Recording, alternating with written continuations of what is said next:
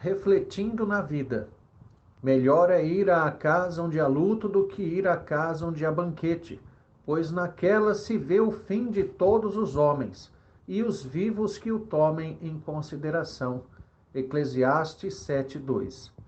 A morte é o momento em que a vida finalmente fecha para balanço.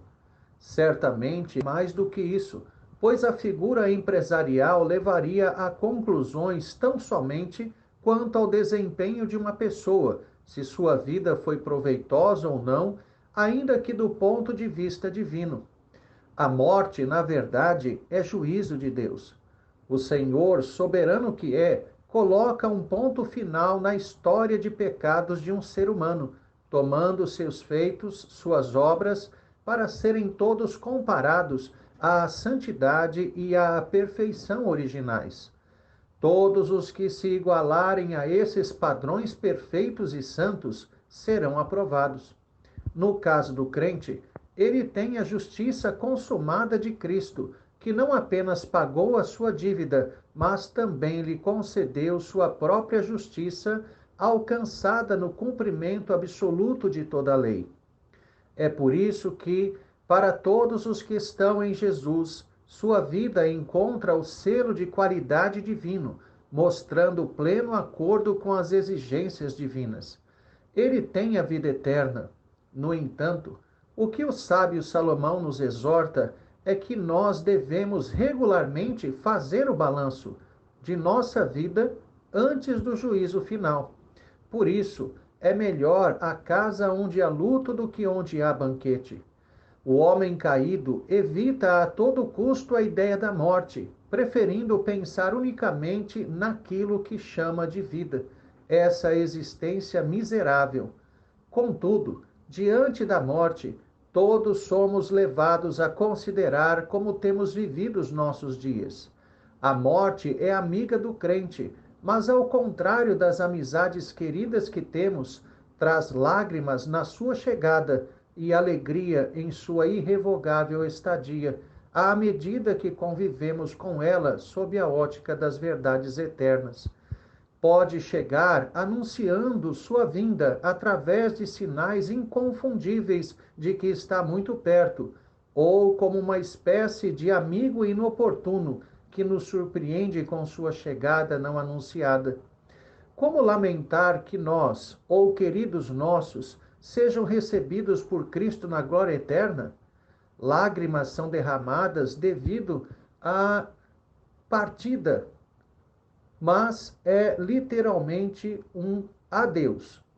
Foram recolhidos ao lar eterno, para onde também estamos indo, lugar de vida eterna para todos os eleitos. Todos os que são de Cristo deixaram provas de sua passagem por onde quer que tenham estado. Há neles o selo do Espírito, que é também o selo do Cordeiro, a presença divina que os usava como instrumentos, valendo-se de suas palavras e obras. É assim que notamos queridos nos precederem no caminho, que realmente se enquadram na descrição do autor aos Hebreus, eram homens dos quais o mundo não era digno. Pecadores? Sim, mas muito diferentes do mundo. São homens de Deus em quem o pecado não era uma opção de vida, mas um acidente de percurso, devido à inevitável falibilidade na qual ainda vivemos.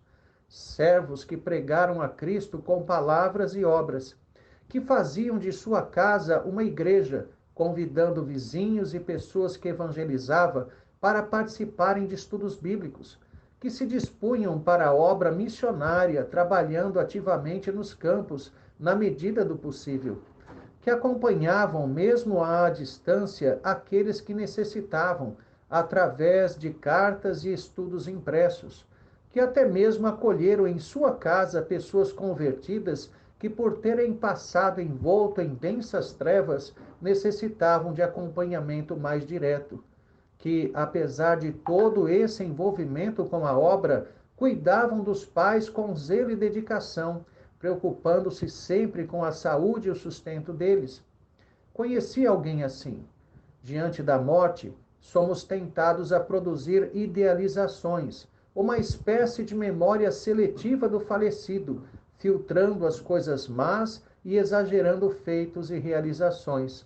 Sei que se trata de um pecador, mas se o autor aos Hebreus pôde se referir a crentes do Antigo Testamento, certamente igualmente pecadores, em uma época onde o Espírito Santo era dado por medida, quanto mais deveríamos reconhecer homens de Deus que vivem no mesmo formato na época da plenitude do Espírito?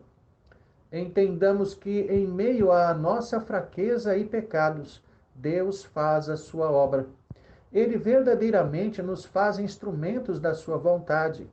Há muitos servos de Deus verdadeiramente fiéis, cujas obras feitas nas sombras da humildade jamais produziram a fama vista naqueles que se beneficiam dos holofotes eclesiásticos. Contudo, ainda que nos bastidores do grande espetáculo midiático que tem se tornado a Igreja, transformaram incontáveis vidas pelo contato pessoal, dedicando tempo diretamente às pessoas, mesmo silenciados e congelados no tempo, que transforma vidas em memória, continuam a pregar por meio do exemplo que deixaram. Aprendamos a refletir em nossa existência nesta terra e considerar o que temos feito com o nosso tempo. Deveríamos empregá-lo exclusivamente para a glória de Deus em tudo o que fazemos. Consideremos também as preciosas amizades no corpo de Cristo. Soterrado por tantos afazeres, não vi o tempo passar. Ele passou escondido e vi tardiamente que perdi a oportunidade da comunhão com alguém querido e precioso que se foi. Enorme prejuízo para mim. Valorizemos os relacionamentos com os irmãos na fé como aquilo de mais precioso que temos na vida, a verdadeira família eterna de Deus.